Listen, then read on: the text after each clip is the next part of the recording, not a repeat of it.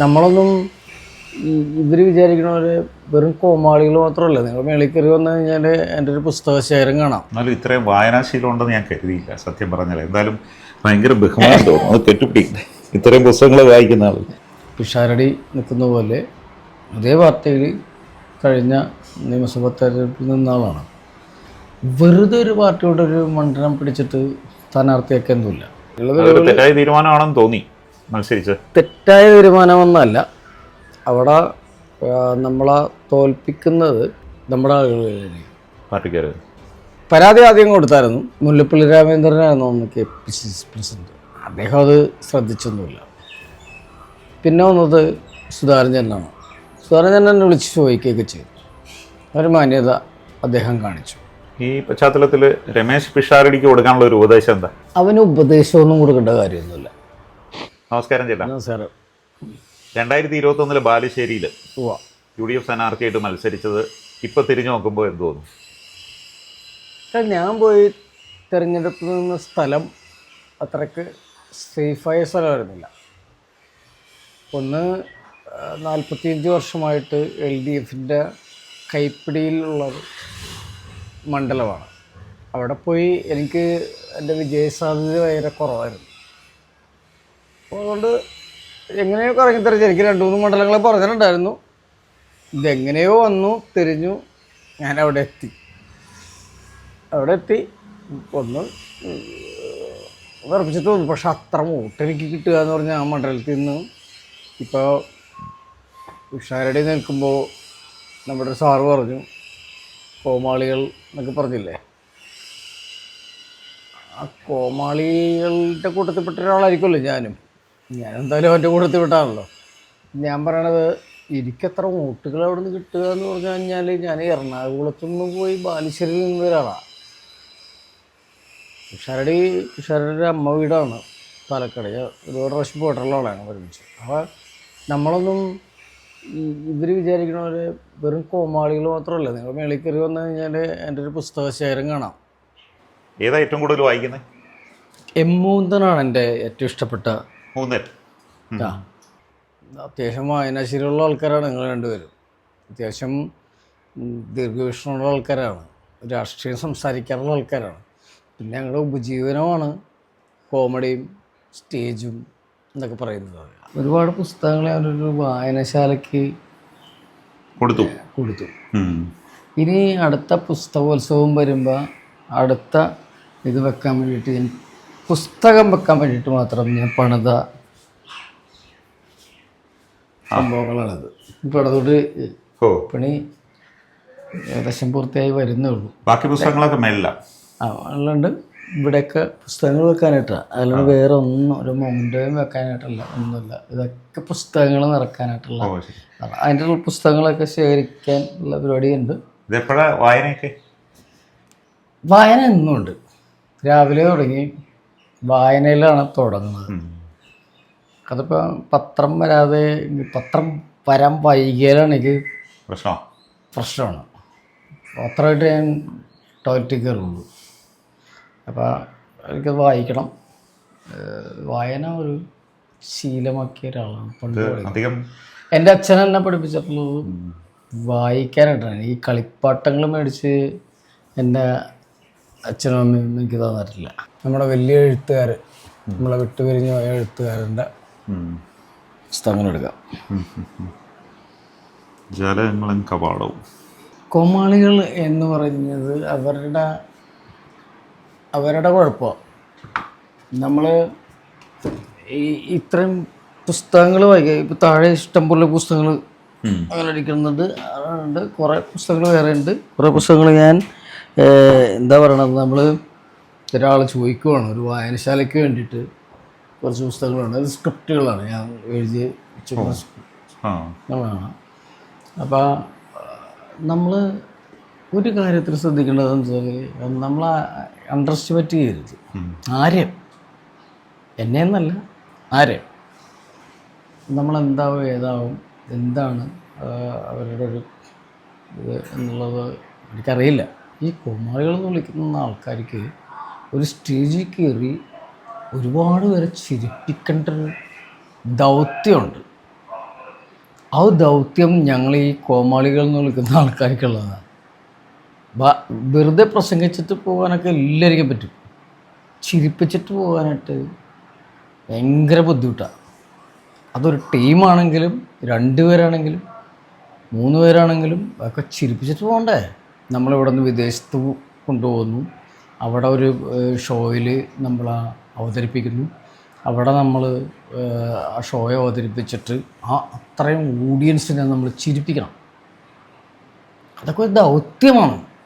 നമ്മൾക്ക് തരുന്ന പൈസയ്ക്ക് നമ്മൾ അളവിനനുസരിച്ച് അവിടെ കോമഡി പറയണം. അത് കോമാളികളായിട്ട് ചിത്രീകരിച്ചാൽ നമുക്കൊരു പ്രശ്നമില്ല. അപ്പോൾ ആ സാറ് പറഞ്ഞ പോലെ അങ്ങനെ കോമാളികൾ വെറുതെ അങ്ങനെ പറയാൻ പറ്റില്ല. കോമാളികൾ ഇഷ്ടംപോലെ ഈ കേരളത്തിൽ ഉണ്ട്, വലിയ നടന്മാരാണ്. അവരൊക്കെ കോമഡി പറഞ്ഞൊക്കെ ഇടുന്ന ആൾക്കാരാണ്. അതെല്ലാ പാർട്ടികളും ഉണ്ട്. അപ്പം അതാണ് അങ്ങനെ നിശ്ചിതമായിട്ട് വിമർശിക്കുന്നതിനോട് എനിക്ക് താല്പര്യമില്ല. ഇത്രയും വായനാശീലം ഉണ്ടെന്ന് എനിക്കറിയില്ലായിരുന്നു കേട്ടോ. ഒരുപക്ഷെ പ്രേക്ഷകർക്ക് പോലും അറിയുന്നുണ്ടാവില്ല താങ്കളുടെ. എന്തിനാണ് നമ്മൾ ആൾക്കാരെ അറിയിച്ചിട്ടുണ്ടല്ലോ നമ്മളിതൊന്നും ചെയ്യണത്. ഞാൻ എന്ത് ചെയ്യുന്നു എന്നുള്ളത് എനിക്ക് ആൾക്കാരെ അറിയിക്കേണ്ട കാര്യമൊന്നുമില്ല. ആൾക്കാർ അറിയണമെന്ന് എനിക്ക് നിർബന്ധവുമില്ല. പക്ഷെ നിങ്ങളൊക്കെ ഇങ്ങനെ കോമാളികൾ എന്നൊക്കെ പറഞ്ഞ് വിമർശിക്കുമ്പോൾ ശരിക്കും നിങ്ങൾ ആരാണ് എന്ന് ഞങ്ങൾക്കും അറിയില്ല, വിമർശിക്കുന്നവർക്കും അറിയില്ല. അതൊന്നും അറിയേണ്ട കാര്യമൊന്നും എനിക്ക് തോന്നുന്നില്ല. പക്ഷെ നമ്മളിങ്ങനെയൊക്കെയാണ്. എന്നാലും ഇത്രയും വായനാശീലം ഉണ്ടെന്ന് ഞാൻ കരുതിയില്ല സത്യം പറഞ്ഞാൽ. എന്തായാലും ഭയങ്കര ബഹുമാനം തോന്നുന്നു. അത് കെട്ടുപിടിക്കട്ടെ. ഇത്രയും പുസ്തകങ്ങൾ വായിക്കുന്ന ആൾ അല്ല, അങ്ങനെ അത്ര പുസ്തകങ്ങൾ വായിക്കണം. എനിക്കെൻ്റെ അച്ഛൻ പകർന്നു തന്ന പാഠങ്ങളാണ് പുസ്തകം വായിക്കുക എന്നുള്ളത്. ഞാൻ പറഞ്ഞില്ലേ, നേരത്തെ പറഞ്ഞ പോലെ കളിപ്പാട്ടങ്ങളല്ല നമുക്ക് തന്നത്. പിള്ളേർക്ക് പുസ്തകങ്ങൾ കൊടുക്കുക. ചെറുപ്പത്തിലെ കുറച്ച് കളിപ്പാട്ടങ്ങൾ കൊടുക്കും. അത് കഴിഞ്ഞിട്ട് നല്ല പുസ്തകങ്ങൾ വായിക്കാൻ കൊടുക്കണം പിള്ളേർക്ക്. ഇപ്പോൾ എല്ലാ പിള്ളേരും മൊബൈലിൽ കുത്തിയിരുന്നിട്ട്, ഇപ്പോൾ എൻ്റെ പിള്ളേരാണെങ്കിൽ കണക്കാണ്, എന്നാലും ഞാൻ പിള്ളേരെ പരമാവധി പുസ്തകം വായിക്കാനായിട്ട് ഞാൻ നിർബന്ധിക്കാറുണ്ട്. അതിനുള്ള പുസ്തകങ്ങളും വായിച്ചു കൊടുക്കാറുണ്ട്. എനിക്കാണെങ്കിലും രമേഷ് പിഷാരടിക്കാണെങ്കിലും എല്ലാ രാഷ്ട്രീയ പാർട്ടിക്കാരായിട്ടും നല്ല ബന്ധമൊക്കെ ഉള്ള ഒരാളാണ്. അപ്പം അങ്ങനെയൊന്നും നമ്മളോട് എതിരും കാര്യങ്ങളൊന്നുമില്ല. ഇങ്ങനെ പറയുമ്പോഴേ നമ്മൾ അധിക്ഷേപിച്ച് ആരെങ്കിലും പറയുമ്പോഴുള്ള പ്രശ്നം മാത്രമേ ഉള്ളൂ. അദ്ദേഹമൊക്കെ വളരെ നല്ല ആൾക്കാരാണ്. അദ്ദേഹം അങ്ങനെ പറഞ്ഞെങ്കിൽ അത് നല്ല കാര്യമാണ്. അത് പാലക്കാട് മണ്ഡലത്തേക്ക് ഞാൻ ഇന്നലെ ചെല്ലാൻ ഇരുന്നതാണ്. അപ്പോൾ അവൻ പറഞ്ഞു ഇപ്പോൾ വരണ്ടാന്ന് പറഞ്ഞു. അതെന്താ വെച്ചാൽ ഈ സിനിമാക്കാർ അങ്ങനെയാണ് ഇങ്ങനെയാണെന്നൊക്കെ പറഞ്ഞിട്ടുള്ളൊരു നടക്കുന്നുണ്ട്. നിലപാടുകൾ, നല്ല വിദ്യാഭ്യാസമുള്ള ഒരാളാണ്, നല്ല ദീർഘവീക്ഷണമുള്ള ഒരാളാണ്, കാര്യങ്ങൾ നടപ്പിലാക്കാൻ പറ്റിയാവുന്ന ഒരാളാണ്. അതുകൊണ്ട് എനിക്ക് തർക്കമില്ല. രമേഷ് പിഷാരടി എന്ന് പറഞ്ഞ ഒരാളുടെ വിജയത്തിൽ ഒന്നും പറയാനില്ല. അവനോടൊന്ന് നല്ല ഭൂരിപക്ഷത്തോടുകൂടി ജയിക്കും. ഷാഫി പറമ്പിലിൻ്റെയും അതുപോലെ മങ്ങോട്ടത്തിൻ്റെയൊക്കെ പോലെ തന്നെ അവനോടൊന്ന് പോരും. അന്ന് അവിടെ മത്സരിക്കുമ്പോഴേ തെരഞ്ഞെടുപ്പ് ഫണ്ട് പലരും അടിച്ചു മാറ്റിയതായിട്ട് പരാതിയെ കൊടുത്തായിട്ട് അതൊക്കെ ഉണ്ടാവും. എല്ലായിടത്തും ഉണ്ടാവും. എൻ്റെ തിരിപ്പുണ്ട്. ഒരു 10-12 പേജ് ഉള്ള അഴിമതിയുടെ ഇത് എൻ്റെ ഒരു തിരിപ്പുണ്ടാവും. എനിക്ക് പ്രതിപക്ഷ നേതാവിനോട് കൊടുക്കാം. അന്നത്തെ ഞാൻ വേണ്ടാന്ന് വെച്ചിട്ടാണ്. പോട്ടെ, അവരന്ന് ചെയ്തത് അവരുടെ മനസ്സിൽ ഉണ്ടെങ്കിൽ അവരെ തിരുത്തട്ടെ. ഞാനതിന് പരാതി ആദ്യം കൊടുത്തായിരുന്നു. മുല്ലപ്പള്ളി രാമചന്ദ്രനായിരുന്നു അന്ന് KPCC പ്രസിഡന്റ്. അദ്ദേഹം അത് ശ്രദ്ധിച്ചൊന്നുമില്ല. പിന്നെ വന്നത് സുധാകരൻ എന്നെ വിളിച്ച് ചോദിക്കുകയൊക്കെ ചെയ്തു. ഒരു മാന്യത അദ്ദേഹം കാണിച്ചു. മറ്റേ പുള്ളി അത് കാണിച്ചില്ല. പിന്നെ ഞാൻ വിചാരിച്ചു, എന്നെക്കാട്ടി വലിയ നേതാക്കളൊക്കെയാണ് അവിടെ ഉണ്ടായിരുന്നത്. ഞാൻ ഈ എറണാകുളത്തുനിന്ന് പോയി ബാലുശ്ശേരിയിൽ മത്സരിച്ച ഒരാളാണ്. അത് തന്നെ ഒരു തെറ്റായിരുന്നു എന്ന് തോന്നിക്കുന്ന രീതിയിലാണ് എനിക്കും മനസ്സിലാകുന്നത്. കാരണം വെച്ചാൽ ഒരുപാട് നേതാക്കൾ ഒരുപാട് സ്ഥലത്ത് പോയി മത്സരിക്കുന്നുണ്ട്. ഞാൻ അങ്ങനെ അത്രയ്ക്ക് വലിയ നേതാവായിട്ടുള്ളൊരു പരിവേഷത്തിലല്ലല്ലോ പോയത്. എന്നെ കൂടുതലും ഒരു പരിവേഷത്തിലെടുക്കുന്നത് ടി വി, സിനിമ എന്നൊക്കെയുള്ള രീതിയിലായിരുന്നു. നീ പൈസ ഒരുപാട് അടിച്ചോണ്ട് പോയായിരുന്നോ? എനിക്കറിയില്ല അവിടെ ആ മണ്ഡലത്തെ പറ്റി എനിക്കത്ര പരിചയമില്ലായിരുന്നു. എനിക്കറിയാവുന്നൊരു പരിചയമുണ്ട്. ഓക്കെ, ഒരു തെറ്റായ തീരുമാനമാണെന്ന് തോന്നി മത്സരിച്ച് അവിടെ മത്സരിച്ചൊരു തെറ്റായ തീരുമാനമൊന്നുമല്ല. അവിടെ നമ്മളെ തോൽപ്പിക്കുന്നത് നമ്മുടെ ആളുകൾ പാർട്ടിക്കാർ. ആ ചില സ്ഥലങ്ങളിൽ അങ്ങനെ പറ്റും. അതൊരു വലിയ ഘടകമാണ്. അത് ഈ ജനാധിപത്യ രീതിയിൽ നമ്മൾ ഒരു സ്ഥലത്ത് പോയി മത്സരിക്കുന്നു. നമ്മൾക്കൊരു കട്ട രാഷ്ട്രീയമുണ്ട്.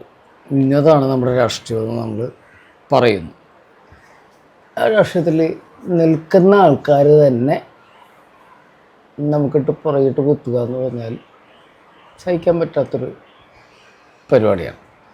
എല്ലാവരും വ്യക്തിപരമായിട്ട് എനിക്ക് അറിയാനും പാടില്ല, അത്രേ ഉള്ളൂ. ഈ പശ്ചാത്തലത്തിൽ രമേശ് പിഷാരടിക്ക് കൊടുക്കാനുള്ള ഒരു ഉപദേശം എന്താ? അവന് ഉപദേശമൊന്നും കൊടുക്കേണ്ട കാര്യമൊന്നുമില്ല. അവൻ്റെ സ്റ്റേറ്റ്മെൻറ്റുകളൊക്കെ നിങ്ങൾ മൊബൈലിൽ കണ്ടിട്ടുണ്ടാവും. അത്യാവശ്യം ദീർഘവീക്ഷണമുള്ള ഒരാളാണ്. പിന്നെ എങ്ങനെ എന്ത് ചെയ്യണം എന്നറിയാവുന്ന ഒരുതനാണ്. അത് ആരോടാണെങ്കിലും പാലക്കാട് അവൻ്റെ ഒരു അമ്മ വീടാണ് പാലക്കാട് എന്ന് പറയുന്നത്. ഞാൻ പല പ്രാവശ്യം പോയിട്ടുള്ളതാണ്. ഞങ്ങൾ പ്രോഗ്രാമുകളൊക്കെ ഇട്ട് പോയിട്ടുള്ളതാണ്. കോമാളി എന്നുള്ളത് അങ്ങനെ പറയുന്ന സംഭവമല്ല, അതിൻ്റെ അപ്പുറത്തേക്കാണ്. അത്യാവശ്യം വായനാശീലവും ദീർഘവീക്ഷണവും എന്തെങ്കിലും ആ മണ്ഡലത്തിന് വേണ്ടി ചെയ്യാൻ പറ്റുന്ന ഒരു നല്ല സ്ഥാനാർത്ഥിയാണ് പാലക്കാട് മണ്ഡലത്തിന് UDF കൊടുത്തിരിക്കുന്നത്. അതിലൊരു സംശയവും വേണം. ഈ സിനിമക്കാർ രാഷ്ട്രീയത്തിൽ വരുന്നതിന് ഇപ്പോൾ ഒരു വിമർശനമായി പലരും രാഷ്ട്രീയ നേതാക്കൾ തന്നെ എന്താണ് സിനിമാക്കാർക്ക് രാഷ്ട്രീയം വേണോ വേണ്ടേ എന്നുള്ളത് തീരുമാനിക്കാൻ എന്താ കുഴപ്പം? സിനിമാക്കാർക്ക് എന്താ രാഷ്ട്രീയം പാടില്ലേ? സിനിമാക്കാർക്ക് എല്ലാവർക്കും രാഷ്ട്രീയമുണ്ട്, വ്യക്തമായ രാഷ്ട്രീയമുണ്ട്. അതിപ്പോൾ എല്ലാവർക്കും ഉണ്ട്. വലിയ വലിയ വലിയ നടന്മാർക്ക് എല്ലാവർക്കും ഉണ്ട്. ഞാൻ പേരെടുത്ത് പറയുന്നില്ലെന്നേ ഉള്ളൂ. എല്ലാവർക്കും വ്യക്തമായ രാഷ്ട്രീയമുണ്ട്. അപ്പോൾ ഈ പുറത്തുനിന്ന് മത്സരിക്കുന്ന താങ്കളെപ്പോലെ ഒരു ദുരനുഭവം പിഷാരടിക്ക് ഉണ്ടാകാതിരിക്കട്ടെ. പിഷാരടിക്ക് ഇങ്ങനെ ദുരനുഭവം ഉണ്ടാകാൻ സാധ്യതയില്ല. അവിടെ വ്യക്തമായിട്ടുള്ള ഒരു UDFൻ്റെ വോട്ട് അവിടെ കിടപ്പുണ്ട്. ഷാഫിയും രാഹുലും ഒക്കെ ഉണ്ടാക്കി വെച്ചിട്ടുള്ളൊരു ഒരു നല്ല പ്രവർത്തനങ്ങളുടെ ഭാഗമായിട്ടുള്ള ഒരു നല്ല വോട്ട് അവിടെ കിടപ്പുണ്ട്. ഒരു വോട്ട് ബാങ്ക് എന്ന് പറയാം. അത് പിഷാരടി നിന്നാലും കിട്ടും. കാരണം പിഷാരടിയുടെ പ്രവർത്തനവും അവൻ്റെ സ്റ്റേറ്റ്മെൻറ്റുകളും അവൻ പറയുന്ന കാര്യങ്ങളും ഒക്കെ വളരെ കറക്റ്റാണ്. അപ്പോൾ അതുകൊണ്ട് ആൾക്കാർക്ക് മുഷ്ടിലില്ല. ചില ആൾക്കാർ വെറുതെ ആവശ്യമില്ലാതെ പൊട്ടിത്തെറിച്ചൊക്കെ പോകും. അതൊന്നുമില്ല, അവൻ വളരെ കറക്റ്റാണ്. ആര് മുഖ്യമന്ത്രിയാവും ഈ തിരഞ്ഞെടുപ്പിൽ? കോൺഗ്രസ്സിൽ മുഖ്യമന്ത്രിയാകാൻ വേണ്ടിയിട്ട് ഇഷ്ടംപോലെ ആൾക്കാരുണ്ട്. കമ്മ്യൂണിസ്റ്റ് പാർട്ടിയിലാണ് ഒരാളെന്ന് പറഞ്ഞ പോലെ. കോൺഗ്രസ്സിൽ ഒരുപാട് നല്ല നല്ല നേതാക്കന്മാരുണ്ട്. എപ്പോൾ വേണമെങ്കിലും ആര് വേണമെങ്കിലും മുഖ്യമന്ത്രിയാകാം. അതൊക്കെ പോട്ടെ, ആര് ജയിക്കും? UDF ജയിക്കും. ആര് മുഖ്യമന്ത്രിയാവും? ഈ ഒരുപാട് യോഗ്യതയുള്ള ഞാൻ പറഞ്ഞത് ഒരുപാട് നല്ല ആൾക്കാർ ഈ കോൺഗ്രസ് പാർട്ടിയിലുണ്ട്, UDFലുണ്ട്. ഈ ആടുത്രിക്ക് ശേഷം ഇനിയുള്ള സിനിമകൾ ഏതൊക്കെയാണ്? അടുത്തതൊരു സുരേഷ് ഗോപി പടം എന്ന് പറഞ്ഞു. അതിലൊരു മെയിൻ വേഷം ചെയ്യേണ്ടത് ജഗദീഷ് ശ്രീകുമാറായിരുന്നു. അപ്പോൾ അദ്ദേഹത്തിന് എന്തോ വന്നു. അപ്പോൾ അങ്ങനെ പിന്നെ ഞാൻ നായകനാകുന്നൊരു പടത്തിൻ്റെ ചർച്ചകൾ നടക്കുന്നുണ്ട്. പിന്നെ ആടുത്രി ഇപ്പോൾ ഒരു 100 കോടി ക്ലബിൽ കയറിയിട്ടുണ്ട്. അപ്പോൾ അതിൻ്റെ ഭാഗമായിട്ട് നമുക്ക് സിനിമകൾ വരും. എനിക്ക് സിനിമകൾ ഭയങ്കര കുറവായിരുന്നു. ഒരു സമയത്ത് ഓടി നടന്നു ഒരു ദിവസം 4 സിനിമയിലൊക്കെ അഭിനയിച്ചിട്ടുണ്ട്. ഇപ്പം സിനിമകൾ ഇത്തിരി കുറവാണ്, വരും. എന്ന് പ്രതീക്ഷിക്കുന്നു. ഓക്കെ. ജീവിതത്തിൻ്റെ ആളാണ്.